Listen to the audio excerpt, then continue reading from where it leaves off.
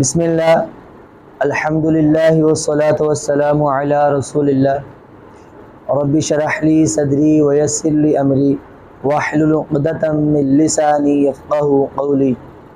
رب زدنی علما رب زدنی علما رب زدنی علما۔ السلام علیکم ورحمۃ اللہ وبرکاتہ۔ وعلیکم السلام ورحمۃ اللہ وبرکاتہ۔ آؤ قرآن سمجھیں آسان طریقے کے ساتھ۔ اس کے سبق نمبر 5 میں آپ سبھی شرکاء کو خوش آمدید کہتا ہوں۔ ہم اپنے آج کے اس سبق میں آذان مکمل سیکھیں گے، گرامر میں حروف جر میں سے کچھ حروف سیکھیں گے، نکات تعلیم یا شوق کے حوالے سے ہم کوئی نئی بات سیکھیں گے انشاءاللہ، اور آج کے اس سبق میں 13 نئے الفاظ سیکھیں گے جو کہ قرآن پاک میں 4084 یعنی 4084 ٹائمز ریپیٹ ہوتے ہیں۔ تو یہ 13 الفاظ جو ہیں سیکھنے کے لیے تیار ہیں آپ لوگ؟ چلیے آغاز کرتے ہیں ہم اپنے آج کے سبق کا۔ جی تو سب سے پہلے ہم اذان سنیں گے۔ اذان آپ توجہ سے سنیے، میں یہاں پہ اذان پلے کرتا ہوں۔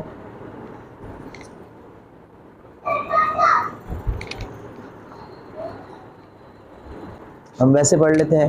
اللہ اکبر اللہ اکبر اللہ اکبر اللہ اکبر، اشہد ان لا الہ الا اللہ اشہد ان لا الہ الا اللہ، اشہد ان محمد رسول اللہ اشہد ان محمد رسول اللہ، حی علی الصلاح حی علی الصلاح حی علی الفلاح حی علی الفلاح، اللہ اکبر لا الہ الا اللہ۔ تو یہ اذان آپ نے مکمل سنی۔ اب ہم اذان کے بارے میں پہلے لفظی ترجمہ سیکھیں گے، پھر ہم اس کی تفسیر اور تشریح کے بارے میں جانیں گے۔ سب سے پہلے اللہ اکبر یہ جملہ آتا ہے 4 دفعہ، اللہ اکبر اللہ اکبر اللہ اکبر اللہ اکبر۔ اللہ کا معنی اللہ، اکبر اکبر کا معنی سب سے بڑا، اکبر کا معنی کیا آتا ہے؟ سب سے بڑا۔ اچھا جی، جیسے بڑا کہتے ہیں کبیر کو، بڑا کسے کہا جاتا ہے؟ کبیر، کبیر بڑا، لیکن اکبر سب سے بڑا، کبیر بڑا اور اکبر سب سے بڑا۔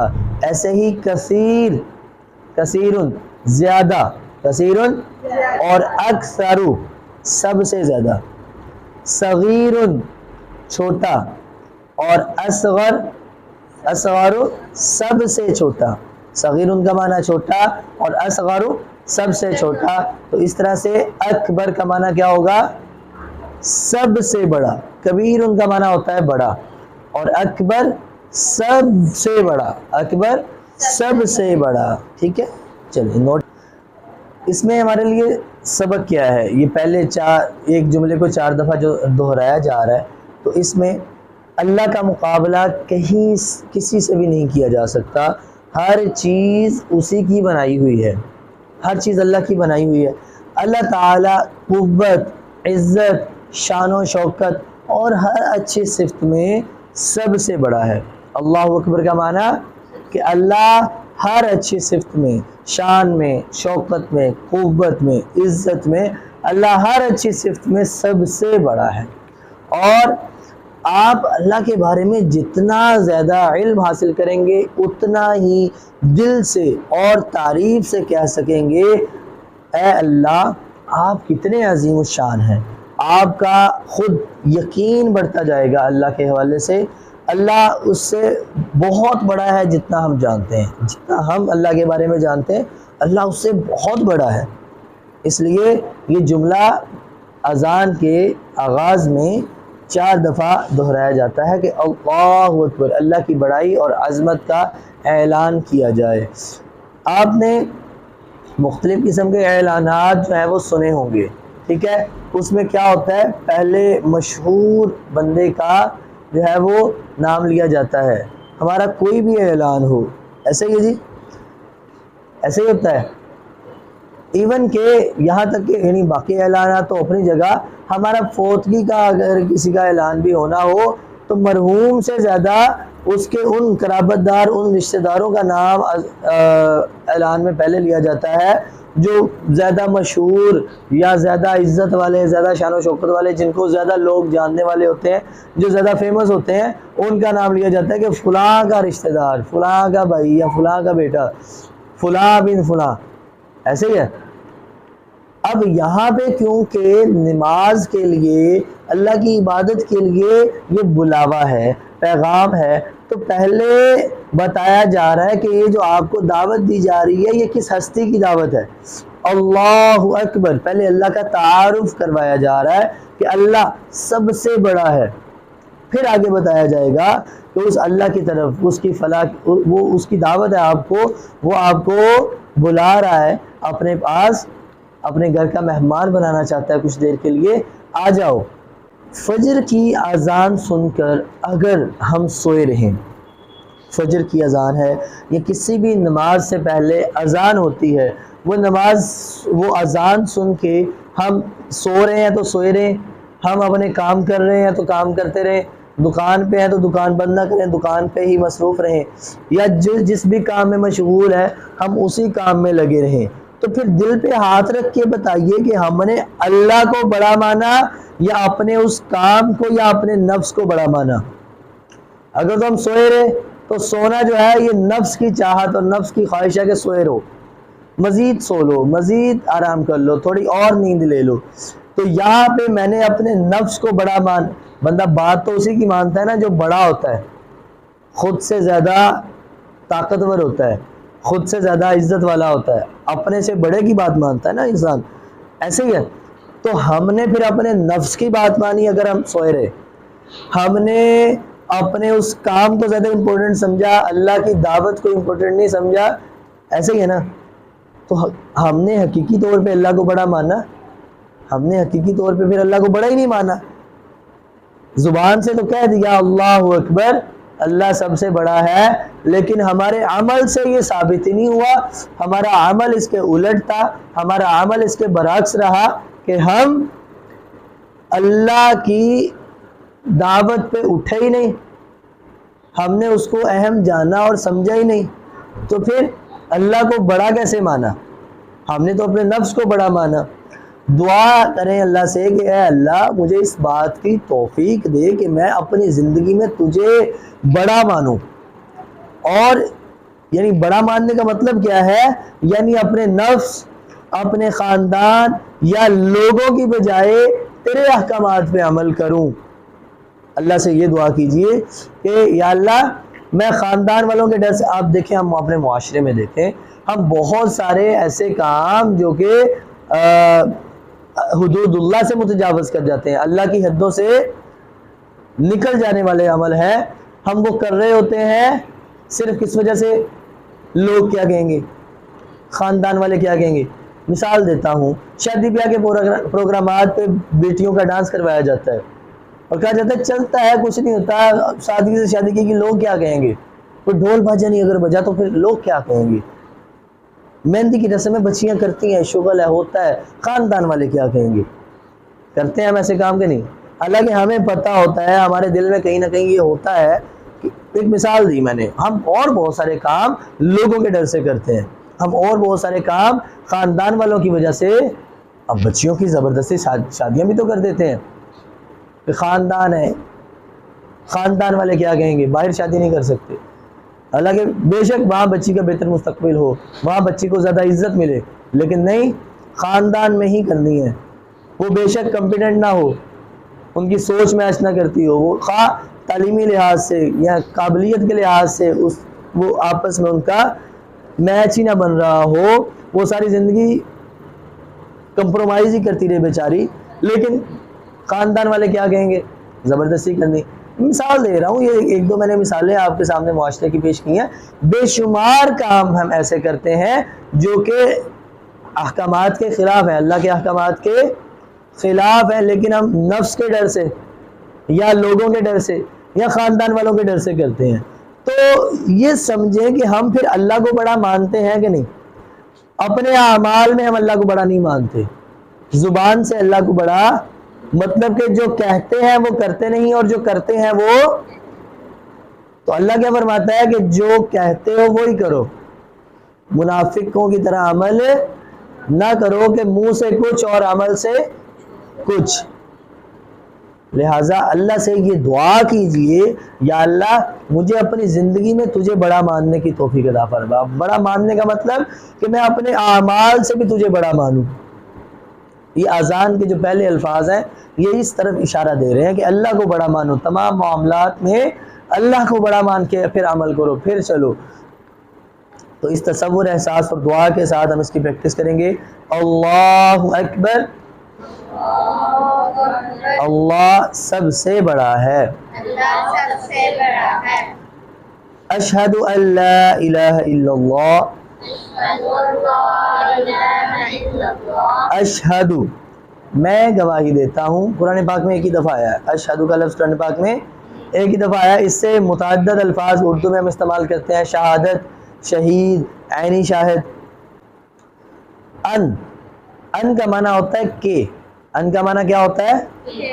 اشہد میں گواہی دیتا ہوں کہ، یہ 571 مرتبہ قرآن پاک میں آتا ہے۔ ان کا لفظ قرآن پاک میں 571 ٹائمز آتا ہے، 571 مرتبہ تکرار کے ساتھ ریپیٹ ہو کے آتا ہے۔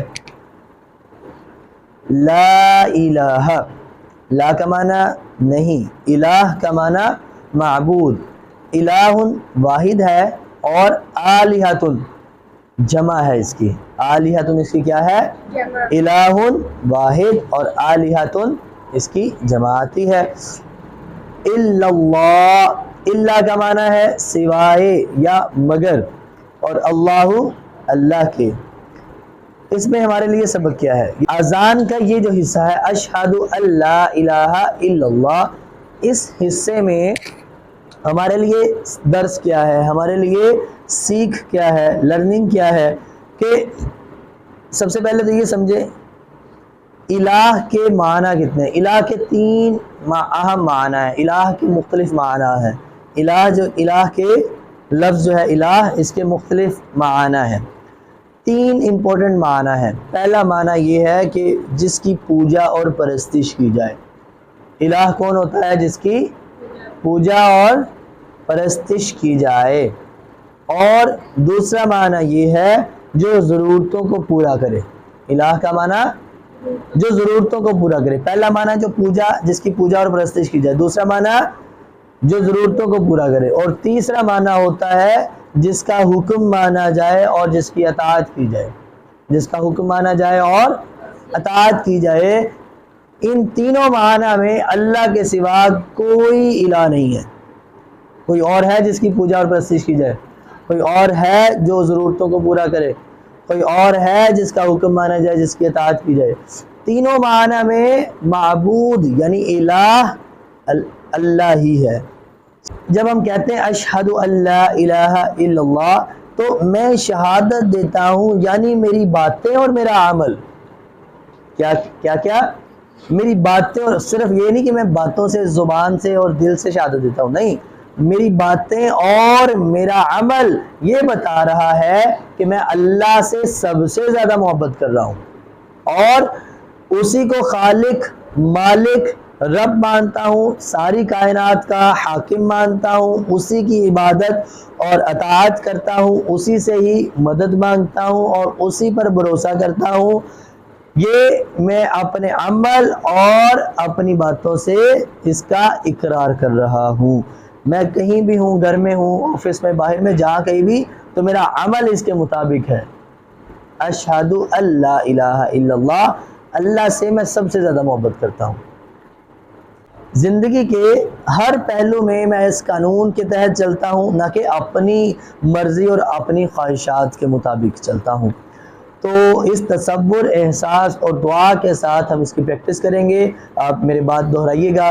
اشہد ان لا الہ الا اللہ، اشہد ان لا الہ الا اللہ، میں گواہی دیتا ہوں کہ اللہ کے سوا کوئی معبود نہیں، میں گواہی دیتا ہوں کہ اللہ کے سوا کوئی معبود نہیں، اشہد ان محمد رسول اللہ.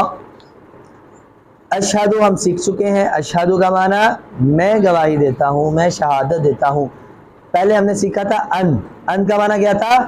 کہ. اب ہے ان، اس کا معنی بھی ہے کہ.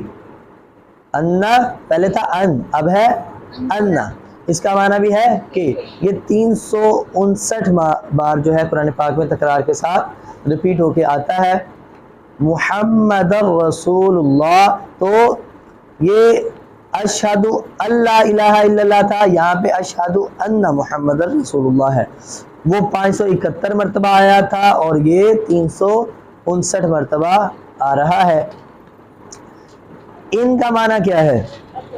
ان کا معنی ماشاءاللہ، ان کا معنی آتا ہے اگر. میں آپ کو یہ ملتے جلتے کچھ الفاظ ہیں یہ آپ کو بتاؤں. ان کا معنی ہے اگر. اس کو ہم ایک فریز میں، ایک مثال میں یاد رکھیں گے، جیسے انشاءاللہ. انشاءاللہ ان کا معنی کیسے یاد رکھیں گے؟ انشاءاللہ. جب بھی ان کا معنی سمجھنا ہے تو پڑھیں گے انشاءاللہ، اگر اللہ نے چاہا. انشاءاللہ. تو ان کا معنی کیا ہوا؟ اگر. آپ کو اگر بھول بھی جائے تو آپ اس طرح سے یاد کر سکتے ہیں. ان کا معنی اگر. یہ 691 مرتبہ قرآن پاک میں ریپیٹ ہوتا ہے، تکرار کے ساتھ آتا ہے ان کا لفظ. اسی طرح سے ان اللہ مع الصابرین. ان کا معنی بے شک. یہ 1534 بار قرآن پاک میں آتا ہے. ان اللہ علی کل شیء قدیر. ان اللہ عزیز الحکیم. یہ مختلف جملوں کے ساتھ، مختلف فریزز کے ساتھ مل کے آتا ہے ان کا لفظ. ان، ٹھیک ہے. ان اللہ یہ اس طرح سے بھی آتا ہے. ان اللہ مع الصابرین. اور آگے جملوں کے تبدیلی کے ساتھ بھی آتا ہے. ان اللہ کے ساتھ آگے جملے تبدیل ہوتے ہیں. ان کا معنی بے شک. یہ اس طرح سے آپ اس کو دیکھ سکتے ہیں، اس کو ایک چارٹ میں یاد کر سکتے ہیں. صرف یہ 4 آپ نے الفاظ سمجھنے ہیں، ذہن میں بٹھانے ہیں. یہ کتنی دفعہ آتے ہیں؟ 3155 مرتبہ آتے ہیں. صرف یہ 3 ان اور ان اور انا. ان اور انا. ان کا معنی ہے کہ، اور ان کا معنی ہے اگر. ان کا معنی ہے بے شک. ان کو مثالوں سے یاد رکھیں گے. ان، اشہد ان، یہ ہے آگے ملاتے ہیں تو اللہ الہ. اشہد اللہ الہ، میں گواہی دیتا ہوں کہ اللہ. ٹھیک ہے جی، اس کا معنی ہو گیا کہ. اشہد ان محمد. ٹھیک ہے جی، یہاں پہ بھی ہے میں گواہی دیتا ہوں کہ محمد. یہاں پہ بھی اس کا معنی ان اللہ انشاءاللہ، اگر اللہ نے چاہا. یہاں پہ ان کا معنی اگر. اور ان کا معنی ان اللہ مع الصابرین، بے شک اللہ صبر کرنے والوں کے ساتھ ہے. ان کا معنی بے شک. اس کو یاد کرنا ہے آپ نے، اس کو بار بار ان جملوں کو یاد کرنا ہے تاکہ آپ کو ان کے معنی یاد رہیں. ان کے معنی اس لیے یاد کرنے ہیں کہ یہ قرآن پاک میں بہت دفعہ آتے ہیں، 3000 سے زائد مرتبہ آتے ہیں. تو 3000 الفاظ کا سوال ہے، لہٰذا اس کی خوب پریکٹس کیجئے. تو یہ 3000 سے زائد مرتبہ قرآن پاک میں ریپیٹ ہونے والے الفاظ ہیں. ان کو آپ نے یاد کرنا ہے، ان مثالوں کے ذریعے یاد کرنا ہے. ٹھیک ہے، جب یاد ہو جائیں پھر آپ کو مثال کہنے کی ضرورت نہیں ہے، لیکن جب تک یاد نہیں ہوتا تب تک یاد کرنے کے لیے آپ ان مثالوں کی مدد سے ان کو پڑھیے. محمدن، یہ قرآن پاک میں 4 مرتبہ آتا ہے صلی اللہ علیہ وآلہ وسلم. محمد کا معنی ہوتا ہے جس کی سب سے زیادہ تعریف کی جائے. محمد کا معنی کیا ہوتا ہے؟ جس کی سب سے زیادہ تعریف کی جائے. رسول اللہ، رسول جو ہے یہ واحد ہے اور اس کی جمع آتی ہے رسول. واحد کیا ہے؟ رسول، اور اس کی جمع ہے رسول. اور رسول یہ الفاظ جو ہیں قرآن پاک میں 332 مرتبہ آتے ہیں. کتنی دفعہ آتے ہیں؟ 332 مرتبہ. اللہ، اللہ. اس میں ہمارے لیے سبق یہ ہے کہ میں شہادت دیتا ہوں، جیسے ہم نے پہلے جملے میں کہا کہ میں گواہی دیتا ہوں، میں شہادت دیتا ہوں کہ میں اللہ سے سب سے زیادہ محبت کرتا ہوں، تو اس جملے میں ہم کہہ رہے ہیں میں شہادت دیتا ہوں، میں گواہی دیتا ہوں کہ یعنی میری باتیں اور میرا عمل یہ بتا رہا ہے کہ میں اللہ اور اس کے رسول صلی اللہ علیہ وآلہ وسلم سے سب سے زیادہ محبت کرنے والا ہوں۔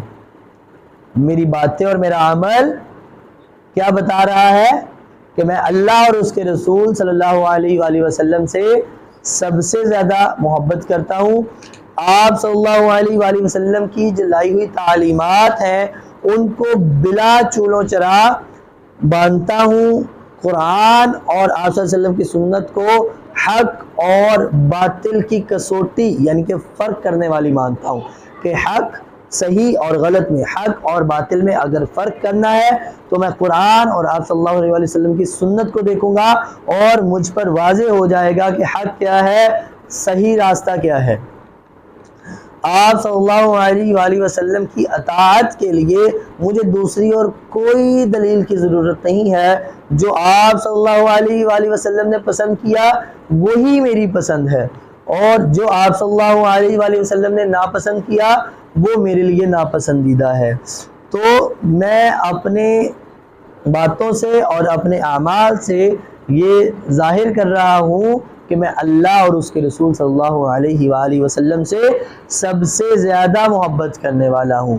تو اس تصور، احساس اور دعا کے ساتھ ہم اس کی پریکٹس کریں گے۔ میرے بات دہرائیے گا، اشہد ان محمد رسول اللہ، أشهد أن محمدا رسول الله، میں گواہی دیتا ہوں کہ محمد صلی اللہ علیہ وآلہ وسلم اللہ کے رسول ہیں۔ میں گواہی دیتا ہوں کہ محمد صلی اللہ علیہ وسلم حی علی الصلاۃ، حی علی الفلاح۔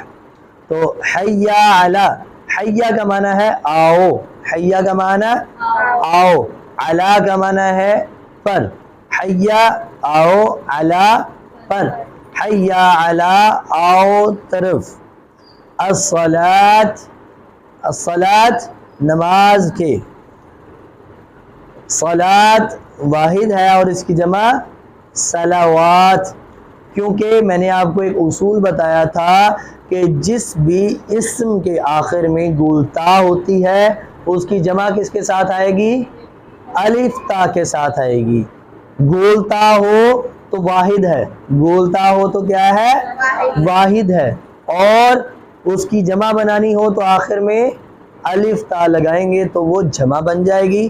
تو صلاۃ واحد ہے کیونکہ گول تا ہے، اور اس کی جمع آئے گی صلوات۔ یہ قرآن پاک میں 83 ٹائمز یعنی کہ 83 مرتبہ آتا ہے۔ صلاۃ یا صلوات کا لفظ قرآن پاک میں کتنی دفعہ آتا ہے؟ 83 مرتبہ، 83 ٹائمز آتا ہے۔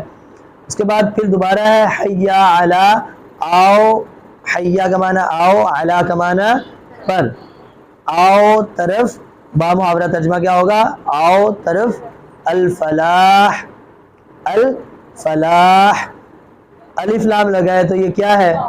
خاص ہے، اور دوسری چیز اسم ہے، کیونکہ اسم کے شروع میں الف لام آئے گا تو یہ اسم خاص ہے۔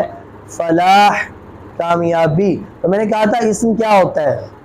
صرف نام ہی کو اسم نہیں کہا جاتا بلکہ صفت کو بھی اسم۔ تو کامیاب ہونا، سکسیسفل ہونا صفت ہے کہ نہیں؟ وہ ایک کامیاب بزنس مین ہے، تو ہم نے اس میں کیا کیا؟ اس کی صفت بیان کی نا، تو صفت کو بھی اسم کہا جاتا ہے، صفت بھی اسم ہی مانا جاتا ہے۔ تو الفلاح اس کو خاص کیا گیا ہے، فلاح اس میں خاص فلاح مراد ہے آخرت کی یا دونوں جہانوں کی فلاح، دونوں جہانوں کی کامیابی۔ فلاح کا مطلب کامیابی، اور الف لام لگا ہے، خاص فلاح کی بات ہو رہی ہے، یا تو دارین کی فلاح ہے، اس جہان اور اس جہان دونوں جہاں کی اس میں کامیابی، یا خاص آخرت کی کامیابی۔ ٹھیک ہے جی، دونوں معنی یہاں پہ مراد لیے جا سکتے ہیں۔ فلاح کا معنی فلاح آخرت یا فلاح دارین۔ جی، تو اس میں ہمارے لیے سبق کیا ہے؟ سیکھنے کی بات یہ ہے کہ یہ نہیں کہا یہاں پہ کہ نماز پڑھو، اللہ نے یہ نہیں کہا کہ نماز پڑھو، بلکہ کہا ہے نماز کے لیے آؤ۔ اگر کہا ہوتا نماز پڑھو تو آپ جہاں کہیں ہیں، گھر میں ہیں، بازار میں ہیں، دکان پہ ہیں، ہم وہیں پہ نماز پڑھ سکتے ہیں، مسجد کے آنے کی ضرورت نہیں ہے۔ یہاں پہ مسجد میں اجماع کے لیے، جمع ہونے کے لیے، اکٹھا ہونے کے لیے، باجماعت نماز کے لیے بلایا جا رہا ہے، دعوت دی جا رہی ہے کہ آؤ نماز کے لیے، نماز کی طرف آؤ۔ نماز قائم کرنے کا حکم ہے قرآن پاک میں بار بار، لیکن اذان کے الفاظ میں کیا کہا جا رہا ہے کہ نماز کے لیے آؤ، اپنی اپنی جگہ پر یا اپنے گھر میں، بلکہ نماز کی یعنی یہاں جہاں گئی ہیں وہاں نہیں نماز پڑھنی، نماز کا وقت ہو گیا نماز پڑھ لو، یہ نہیں کہا کہ نماز کا وقت ہو گیا ہے نماز پڑھ لو، بلکہ کہا ہے کہ نماز کی طرف آؤ، یعنی مسجد میں پڑھنے کے لیے آؤ، مسجد میں آنے کو گویا نماز کو قائم کرو، نماز کو قائم کرو، نماز کو آؤ گے تو ہر قسم کی فلاح ملے گی، فلاح کا راستہ بھی اسی سے ہی ملے گا۔ اور یہ کہ دل اور دماغ کے لیے ہمیں اس سے کچھ فوائد حاصل ہوں گے، اللہ کے ذکر سے ہمیں ذہنی اور قلبی سکون ملے گا، پھر نماز میں قرآن پر غور کرنے سے کیا ہوگا، ہدایت ملے گی، ایمان مضبوط ہوگا، عقل اور حکمت میں اضافہ ہوگا، آخرت پر غور کرنے سے دل اور دماغ کو دنیا کی فکروں سے آزادی ملے گی۔ یہ دل دماغ کو کیا ہے، کچھ فوائد حاصل ہوں گے۔ نماز کیونکہ ایک مکمل ذکر ہے، نماز کیا ہے، یہ صرف زبان سے ہی ذکر نہیں ہوتا بلکہ ہم فزیکلی اس میں رکوع بھی کرتے ہیں، سجدہ بھی کرتے ہیں، ایک مکمل جامع ذکر ہے۔ اللہ کے ذکر سے ہمیں سکون ملتا ہے، نماز میں قرآن پر غور کرنے سے ہدایت ملتی ہے، عقل اور حکمت میں اضافہ ہوتا ہے، آخرت پر غور کرنے سے دل کو کیا ہوتا ہے، دنیا کی فکروں سے آزادی ملتی ہے، جو ہم ہر وقت دنیا کی فکروں میں پریشان پھرتے ہیں، مارے پھرتے ہیں، اس سے آزادی ملتی ہے۔ اور کچھ جسمانی فوائد حاصل ہوتے ہیں، وہ کیا کہ جب ہم وضو کرتے ہیں تو وضو سے ہمیں صفائی جو ہے وہ حاصل ہوتی ہے۔ نماز کے لیے آنا جانا، اٹھنا جھکنا، سجدہ وغیرہ کرنا، بیٹھنا، یہ کیا ہے، ہماری جسمانی ایکسرسائز، یعنی کہ جسم کی ورزش ہوتی ہے، ہمیں فزیکلی فٹ رکھنے کے لیے، ایکٹیو رکھنے کے لیے مددگار اور معاون ثابت ہوتی ہے۔ پھر اس سے ہمیں وقت کی پابندی کا بھی جو ہے وہ فائدہ حاصل ہوتا ہے، مطلب کہ اگر ہم نے فجر کی نماز پڑھنی ہے تو رات کو صحیح وقت پہ جلدی سوئیں گے تو صبح فجر کے لیے اٹھ پائیں گے۔ اگر رات کو ہی بے وقت سونے کی عادت ہو، کبھی 12 بجے سو رہے ہیں، کبھی 2 بجے، کبھی 3 بجے، تو پھر نماز پابندی سے فجر کی نہیں پڑھ سکیں گے نا، پابندی وقت کا خیال نہیں ہوگا۔ تو صحیح وقت پر سونا، صحیح وقت پہ اٹھنا، نمازوں کے حساب سے پھر اپنے کاموں کو پلان کرنا کہ ابھی میں نے ظہر کی نماز پڑھنی ہے تو اس سے پہلے میں یہ کام کر لوں گا، پھر ظہر کی نماز پڑھوں گا اور پھر میں یہ اپنے باقی کے کام نپٹا لوں گا، اور پھر عصر تک میرے یہ کام ہو جائیں گے، پھر میں عصر پڑھوں گا۔ تو اپنے کام ہم نمازوں کے اوقات کے حساب سے آسانی سے پلان کر سکتے ہیں۔ اس سے کیا ہوتا ہے، ہمیں وقت کی پابندی کی عادت ہوتی ہے، وقت کی پابندی کا ایک فائدہ حاصل ہوتا ہے، اور پھر ہمیں کچھ اجتماعی طور پہ، مجموعی طور پہ فوائد بھی ملتے ہیں نماز سے۔ وہ کیا کہ ہم روزانہ پڑوسیوں سے ملاقات کر سکتے ہیں، ان کے حال احوال جان سکتے ہیں، ان کی خوشی اور غمی کی خبریں ہم جو ہے وہ جان سکتے ہیں، وہ ہمیں ملتی رہیں گی، اور بوقت ضرورت ہم ان کی مدد کرنے کے لیے تیار رہ سکیں گے۔ اگر ہمیں ان کے احوال کا علم ہے تو ہم ان کی مدد کر سکیں گے، آپسی تعلقات مضبوط اور بہتر ہوں گے، معاشرہ بہتر ہوگا۔ اس طرح سے جب پڑوسی آپس میں ایک دوسرے کا خیال کریں گے اور اس طرح سے آہستہ آہستہ کرتے کرتے کیا ہوگا، معاشرہ بہتر ہوگا، معاشرے میں امن اور سکون ہوگا، معاشرے میں کیا ہے، لوگ اطمینان اور سکون کی زندگی گزاریں گے۔ تو یہ نماز کے فوائد ہیں کہ ہمیں کچھ ذہنی اور قلبی فوائد ملتے ہیں، کچھ ہمیں جسمانی فوائد نماز سے ملتے ہیں، کچھ ہمیں اوقات کے حوالے سے فوائد ملتے ہیں، اور کچھ مجموعی طور پہ، اجتماعی طور پہ نماز سے فوائد حاصل ہوتے ہیں۔ اور سب سے اہم فائدہ جو نماز کا ہمیں ملتا ہے وہ یہ ہے کہ آخرت میں ہمیشہ ہمیشہ کے لیے فلاح نصیب ہوگی۔ سب سے اہم فائدہ نماز پڑھنے سے آخرت میں ہمیشہ ہمیشہ کے لیے کامیابی یعنی فلاح نصیب ہوگی۔ تو جو حی علی الفلاح کہا گیا کہ آؤ کامیابی کی طرف، تو اس میں دیکھیں نا، ہمیں کامیابی مل رہی ہے نا، ہمیں ذہنی قلبی سکون مل جائے، یہ کامیابی ہے یا نہیں؟ ہمیں جسمانی طور پہ صحت مل جائے، یہ کامیابی ہے یا نہیں؟ ہمارے اوقات بہتر ہو جائیں، ہمارے تمام کام جو ہے وہ احسن انداز سے بر وقت مکمل ہو جائیں، کمپلیٹ ہو جائیں، یہ کامیابی ہے یا نہیں؟ ہم اجتماعی طور پہ خوشحال معاشرے کی تشکیل کر لیں، یہ کامیابی ہے یا نہیں؟ اور آخرت میں اللہ کے حضور کامیاب ہو جائیں، ہمیشہ کی کامیابی نصیب ہو جائے، یہ فلاح اور کامیابی ہے یا نہیں؟ تو اس لیے تو بلایا جا رہا ہے کہ حیا علی الفلاح، آؤ کامیابی کی طرف۔ اور یہ فلاح کی تذکیر اس لیے بھی انسان کو یہ فلاح کی تذکیر اس لیے بھی ہے کہ انسان نماز کو نہیں آتا، انسان نماز کو نہیں آتا یہ سمجھ کر کہ میرے فلاں کام ادھورے رہ جائیں گے، میرا وہ کام رہ جائے گا، اس نادان شخص کو یہ نہیں پتا کہ جس چیز کی تلاش میں کر رہا ہوں وہ مجھے نماز کی طرف جانے سے ہی ملے گی۔ میں نماز کو چھوڑ کر الٹی ڈائریکشن میں بھاگوں گا، میں اگر نماز کو چھوڑ دوں گا تو کیا کروں گا؟ الٹی ڈائریکشن میں بھاگ رہا ہوں گا، اپنی منزل سے دور جا رہا ہوں گا۔ اگر میں نماز پڑھنے آؤں گا تو کیا ہوں گا؟ میں اپنی نماز کی طرف سفر کروں گا، میں اپنی کامیابی کی طرف، اپنی منزل کی طرف بڑھوں گا۔ حیا علی الصلاح، حیا علی الفلاح، یہ فلاح کی تذکیر اس لیے بھی ہے کہ انسان نماز کی طرف نہیں آتا یہ سمجھ کر کہ اس سے میرے کام دنیوی معاملات جو ہیں وہ رک جائیں گے، بلکہ اللہ انسان کو بلا رہا ہے اذان میں کہ آؤ فلاح کی طرف، کامیابی کی طرف۔ دل کو، لوگوں کے دلوں کو مائل کرنے والا اور ہمارے کاموں کو سنوارنے والا اللہ ہے۔ اللہ کے حکم کے بغیر تو کوئی بھی کام ہونے والا نہیں۔ تو پھر ہم اللہ کی جو ہے عبادت کو چھوڑ کے، اللہ کی دعوت کو نہ قبول کرتے ہوئے، نہ آ کر کیسے کامیابی کا گمان کر سکتے ہیں؟ لہٰذا کامیابی اللہ کی احکامات پر عمل کرنے میں ہی ہے، اللہ کی دعوت کو قبول کرنے پر ہی ہے۔ مل کر میرے ساتھ اس کی پریکٹس کیجئے، تصور، احساس اور دعا کے ساتھ۔ یہی تو جو تصور ہم نے سمجھا ہے اس کو ذہن میں لائیے کہ حیا علی الصلاۃ، حیا علی الفلاح، آؤ نماز اور کامیابی کی طرف۔ اللہ اکبر، اللہ سب سے بڑا ہے۔ لا الہ الا اللہ، لا کا معنی نہیں ہم پہلے سیکھ چکے ہیں، الا کا معنی سوائے یا کوئی، لا کا معنی نہیں، الہ کا معنی ہم سیکھ چکے ہیں، معبود اور الہ کے 3 معنی بھی ہم شروع میں سیکھ چکے ہیں۔ الا کا معنی مگر یا سوائے، اللہ اللہ کے۔ تو آخر میں اب دوبارہ وہ الفاظ ریپیٹ کیے گئے، دہرائے گئے جو اذان کے شروع میں آئے۔ تو یہاں گویا اس بات کا اعلان کیا جا رہا ہے کہ اللہ کی بڑائی کو، اللہ کی عظمت کو مانتے ہوئے آ جاؤ۔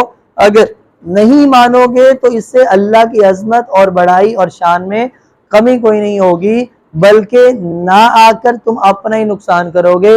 اور اگر اللہ کو بڑا مانتے ہوئے آ جاؤ گے تو اس سے تمہارا ہی فائدہ ہے، تمہاری ہی بہتری ہے، تمہیں کامیابی ملے گی، دنیا اور آخرت میں تم ہی فلاح پاؤ گے، تم ہی کامیاب ہوگے۔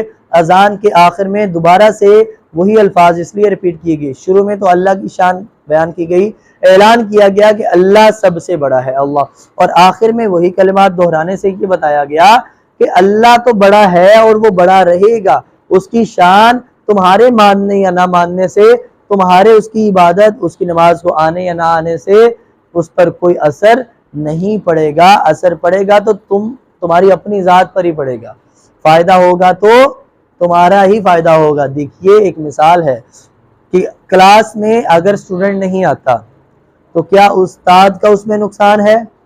نقصان اس طالب علم کا ہی ہے نا کہ جو علم سے محروم رہ گیا۔ استاد نے تھوڑے بچے بھی آئیں گے تو وہ سبق پڑھا دینا ہے، استاد نے میسج ڈلیور کر دینا ہے۔ آج کی مثال لے لیں کہ آج اگر جو لوگ نہیں آئے تو کیا ہمارا سیشن نہیں ہوا؟ کیا ہمارا سیشن رک گیا یا ہماری کلاس کینسل ہو گئی؟ اسی طرح سے کل آپ لوگ بھی اگر نہیں آئیں گے، یہ اللہ نے ایک سلسلہ جو ہے اپنے دین کا وہ تو چلائے رکھنا ہے، ایسے ہی ہے، اس میں کمی آپ آئیں گے تو اس میں آپ کو ہی فائدہ ملے گا، آپ کو ہی اس میں کیا ہے کچھ سیکھنے کا موقع ملے گا۔ اسی طرح سے بالکل نماز کے لیے بھی جب اذان ہوتی ہے تو ہم اذان سن کر اگر مسجد کی طرف چل پڑیں، اپنے کاموں کو وہاں پہ سمیٹ کر روک کر پوز کر کے ہم نماز کے لیے چل پڑیں، وضو بنائیں اور نماز کے لیے تیار ہو کے مسجد میں بیٹھیں، اس میں ہمیں ہی کامیابی ملے گی، اس میں اللہ ہم سے خوش ہوگا، ہمارے دل کو، ہمارے قلب کو، ہمارے ذہن کو سکون میسر ہوگا۔ ہم جو کام کرتے کرتے تھک گئے ہیں، تھکاوٹ کے اثرات ہمارے جسموں پہ طاری ہو گئے، نماز پڑھنے سے ہمیں وہ سکون، وہ ریلیف بھی ملے گا، اور کیا ہوگا، ہمیں اور بہت سارے معاشرتی فوائد جو ہیں وہ حاصل ہوں گے۔ الٹیمیٹلی فائدہ ہمیں آخرت کی کامیابی ملے گی۔ اور لیکن اگر ہم اذان سن کے اپنے کاموں میں مشغول رہتے ہیں تو اس میں کیا اللہ کی عظمت اور بڑائی شان کم ہو جائے گی؟ نہیں، ایسا بالکل بھی نہیں ہوگا، بلکہ ہمارا ہی نقصان ہوگا، ہم ہی اپنی منزل سے الٹی ڈائریکشن کی طرف زور لگا رہے ہوں گے۔ یعنی کہ پانی جس طرح سمت بہ رہا ہو اس کی الٹی سمت زور لگائیں تو کیا ہم اس دریا کو پار کر لیں گے؟ نہیں کر پائیں گے نا، ہم اپنی انرجی اور توانائی ضائع کر بیٹھیں گے اور آخر میں اسی پانی کے ساتھ بہہ کے اپنی جان گوا دیں گے۔ ایسے ہی تو ہم اگر اذان سن کے آتے نہیں ہیں نماز کے لیے یا اللہ کی اس دعوت کو قبول نہیں کرتے ہیں تو کیا ہے، ہم گناہوں کی اس دلدل میں بہتے جا رہے ہیں، دھستے جا رہے ہیں، اور اگر ہم اس طرف آ جائیں گے تو ہم کیا ہے گناہوں سے بچ جائیں گے۔ نماز برائی اور بے حیائی کے کاموں سے روکتی ہے۔ ٹھیک ہے جی، یہ ہمارے سبق کا پہلا حصہ تھا، اس میں ہم نے مکمل نماز کو سیکھا ہے۔ جب بھی اذان سنیں، اذان سن کر اذان کا جواب دیجئے اور اذان سنتے ہوئے اللہ کی عظمت، بڑائی اور شان کو اپنے ذہن میں لائیے، اور یہ اپنے ذہن میں یاد تازہ کیجئے کہ میں اللہ اور اس کے رسول صلی اللہ علیہ وآلہ وسلم سے سب سے زیادہ محبت کرنے والا ہوں، مطلب کہ میری باتیں اور میرے اعمال اللہ کے اور اس کے رسول صلی اللہ علیہ وسلم کے احکامات کے مطابق ہیں، اور اگر نہیں ہے تو اپنا احتساب کیجئے، اپنا جائزہ لیجئے اور پلان بنائیے کہ میں اپنے تمام اعمال اللہ اور اس کے رسول صلی اللہ علیہ وآلہ وسلم کی تعلیمات کے مطابق اپناؤں۔